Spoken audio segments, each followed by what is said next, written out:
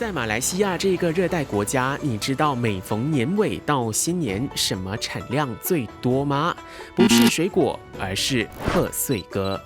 新年就是要你 happy， 哎呀，恭喜恭喜恭喜恭喜恭喜！嘿 ，Who else？ 一起把歌炸，呼声为这乱一番。新年到，新年好，祝福你年年喜洋洋，期待这份团聚喜气。恭喜你发财。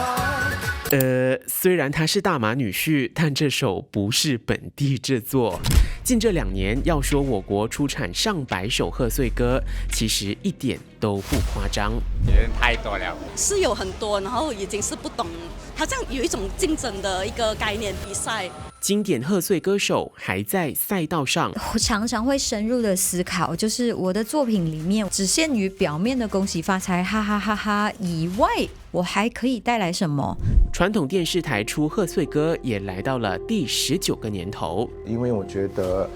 它还是一个新年必须要有的个属于华人的传统。而现在玩家也越来越多，他们会觉得没有新年歌的味道。就是大家还是喜欢那种大锣大鼓，就是咚咚锵的新年歌。其实，在马来西亚这个拥有3400多万人口、华人只占大约22%的多元种族国家，为什么贺岁歌会比中港台这些华人居多的地方还要多呢？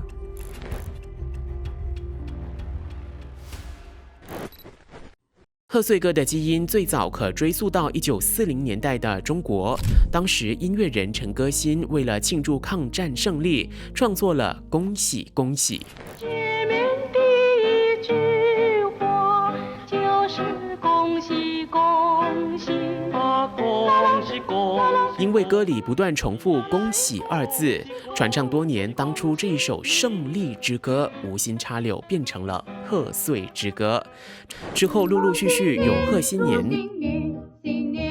大地回春等充满贺岁基因的歌面世。但如果要说早期马来西亚贺岁歌最大的特色是什么，那就是鞭炮和锣鼓声。无论是这一首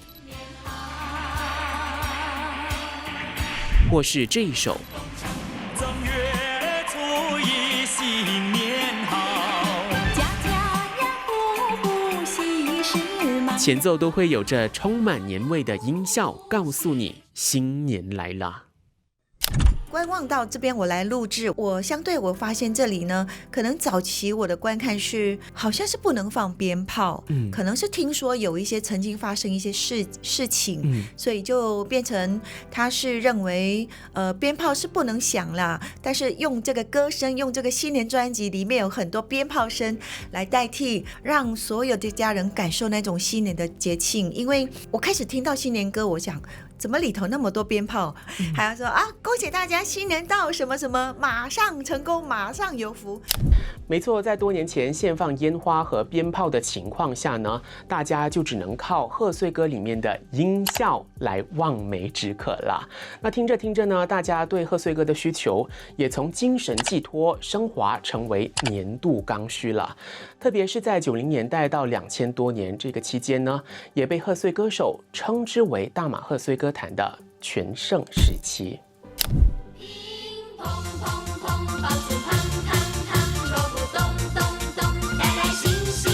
这几位女孩的声音可说是当年许多家庭的过年必备啊。作为当时童星贺岁浪潮的主要声音之一，无论是4个女生或是4000金，都凭着一张又一张的贺岁专辑积攒了很高的知名度。像是4个女生的成员之一王雪晶，在90年代出道之后，可说是一炮而红。她认为我国贺岁歌能有今天的规模，并非偶然。其实是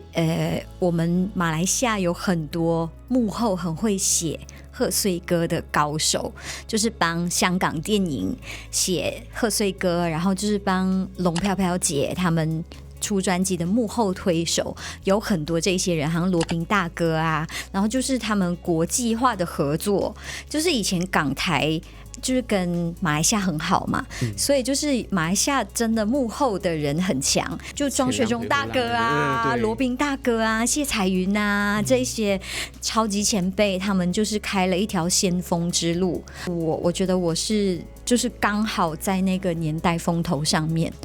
就这样。其中一位跨海而来的过江龙就是谢彩云，大家普遍认为他是大马贺岁歌后，但其实他是来自台湾。早期唱片公司为了试水温，让谢彩云只唱歌不露脸出道，没想到甜美歌声瞬间吸引了大马唱片公司的注意，后来就频繁邀请他来我国录音。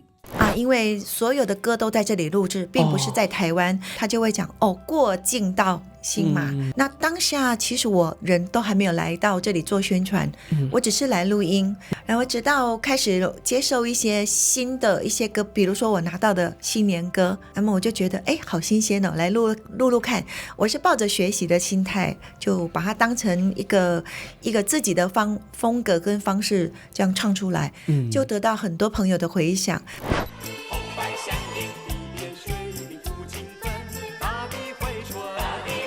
我认为最成熟是在2000年，对，应该是说有开始流行一个大堆头，因为这是从8大巨星或者从南方群星大拜年开始，它带动一种所谓的很多人的一个录制，那么你一定要透过你的歌声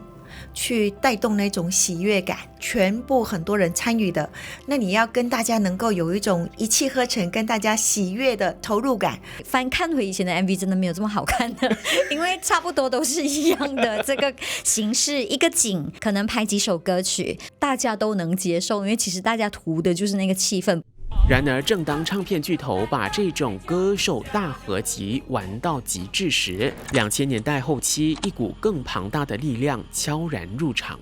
大团圆，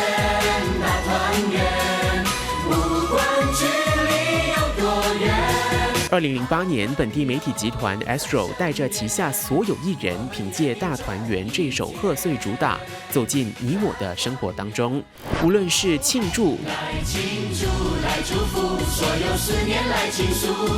一年又一年，大日子、大日子，一个好开始，惜福，一辈子要幸福。或是福气等等，都成了现在大家耳熟能详的贺岁歌。Astro 中文部制作总监李志成坦言，当初集团只是想着要在新春期间推出一些本地原创的作品，如贺岁电影及贺岁歌，没想到出着，在今年也已经来到了第19年了。对于集团的贺岁歌要求很简单，一必须要有快乐的贺年氛围，再来就是要朗朗上口。我觉得这么多年来，一定要先有它的主题，然后它的主题就是有时也可能配合那一年我们需要有的一些心态，就是说可能比如说那几年我们也许会有遇到一些什么东西，我们需要去突破啊，或者是觉得我们应该要散发怎么样的正能量啊之类的，或者我们需要表达一个讯息。接下来一定要有的就是我们这么多年没有改的，就算我们可能在曲风啊，在歌曲的形式上，我们都希望能够有一些突破，然后也越来越年轻。但是所谓没有改变的，就是那首歌一出来，你最好听一次就要会唱。身为媒体集团的 Astro 不仅利用自身的资源加强传播，更通过节目、电台强力放送，甚至邀请其他的贺岁歌手上节目宣传。因为我们也有一些节目，有一些歌手说，我们要上来去宣传他们的新年歌，然后我们在一些每周的节目里面，他们也依然是有上来去推他们的新年歌的，所以我觉得这个可能是应该是属于马来西亚华人的一个习俗跟传统，尤其新年歌这一个部分，所以我觉得这个我们还是需要继续去推动的，无论是来自哪一方面的新年歌。当被问到如何定义一首好的新年年歌时，无论是经典的贺岁歌手或是李志成，都认为记忆点很重要，但就不知道是不是贺岁歌的数量一年比一年多，选择变多，要求变高的情况下，真正能留在大众心中的作品也越来越少。就每一年都是新歌，太多歌了，就记不起了。以前的歌就很简单，就是可能歌词就很简单，全部人都会唱，小孩子到老人家都会唱。那么雪晶，我想问一下，一首优质的贺岁歌在你眼里必须要具备什么元素呢？我觉得天时地利人和是首要啦，OK。第二就是你的歌曲会流感吗？手牵着手和新年和明天，一生恭喜过丰年。快乐跟喜乐的差别在哪里？快乐是一瞬间的，我想要做一首富含有快乐又有喜乐的歌是不容易的。觉得现在的节奏太快了，你们快到好像就是来一首下，来一首下，过这样子，就里面的东西并不能让我们觉得什么特别。现在可能有点杂了啦，可是我觉得很庆幸的是，其实台湾啊、中国啊，他们也是有播马来西亚歌哦。其实这样是一个很好的现象。没错，其实我国的贺岁歌在国外的传唱度是非常高的，像是创作型网红郑彬燕的《有舍必有得》，有舍必有得，有舍必有得，春暖花开就在这一刻。及龙龙的新年都登上了中国地方春晚舞台。现在入场做贺岁歌的玩家已经不限于贺岁歌手或是传统媒体了。其实只要你有敏锐嗅觉，有词有曲，有新颖概念，又懂得演算法，就能在流量时代突围。但对于郑彬燕而言，如今获得的关注和流量也并非一蹴而就。她在2018年出的第一首贺岁歌《单身狗过年》也饱受市场冷眼。应该讲没有反应咯，就是它不会在讨论范围里面。然后呢，因为每一年都有那种盘点马来西亚什么10大贺岁歌曲，或者是什么10大排行榜最好听新年歌。我第一次入围就是到了兔年的时候，新年兔兔兔那一首。新年兔兔兔兔兔兔，幸福福福福福福，把健康和财富抓住。所以其实有一些网民会说，哎，你就是跟风啊，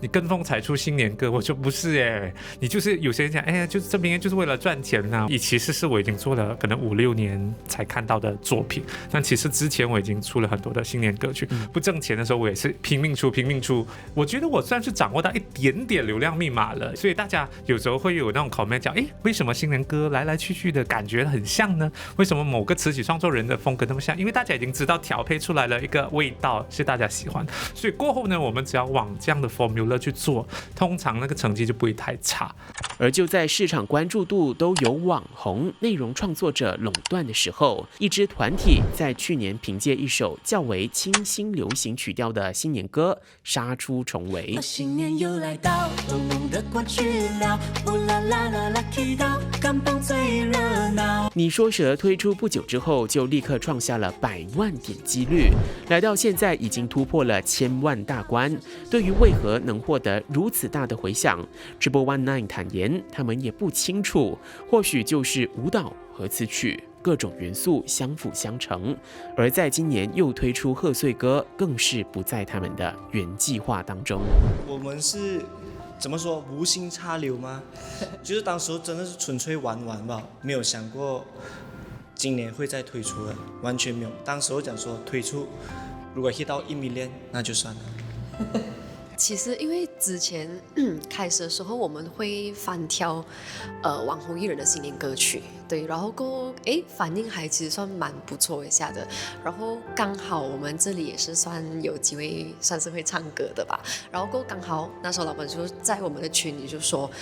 不如我们来尝试看做我们自己的新年歌，就看有谁有兴趣这样子，然后就成立了，就有了你说蛇的诞生这样子。谢彩云认为，现在我国的贺岁歌坛有种百家争鸣的感觉，无论什么时代的玩家都挥洒着自身的创意、艺术和生命力参与其中。虽然显得有些杂乱，但郑彬燕认为，这种全民皆出贺岁歌的景象，恰恰证明了我国贺岁歌文化的生命力。大家都会有南下的华人，那到那一边我们马来西亚虽然是穆斯林的国家，我们马来西亚还会保留着我们自己的一个华文传统、华人文化，华人去过春节很快乐这一种心态。但是其他的话，我们就可能同化了。对我来讲，其实我很感恩在自己身在马来西亚还可以保留这样多这一种关于华人的文化。贺岁歌给民众带来什么价值？觉得是一份回忆吧，因为当我们想到那一首歌的时候，我们就可以想到那一年的新年我们是怎么样过的，这样子。非常谢谢。从1940年代源自中国隐喻战争结束的恭喜恭喜，到禁鞭炮年代国人用贺岁歌填补的听觉代偿，再到传统媒体集结全台之力的仪式感，到如今网红在演算法里寻找流量密码。大马贺岁歌的进化论本质上是一场华社情感的接力赛，而只要团圆的灯火还在，大家对年味的渴求还在，大马贺岁歌文化就会一直生生不息。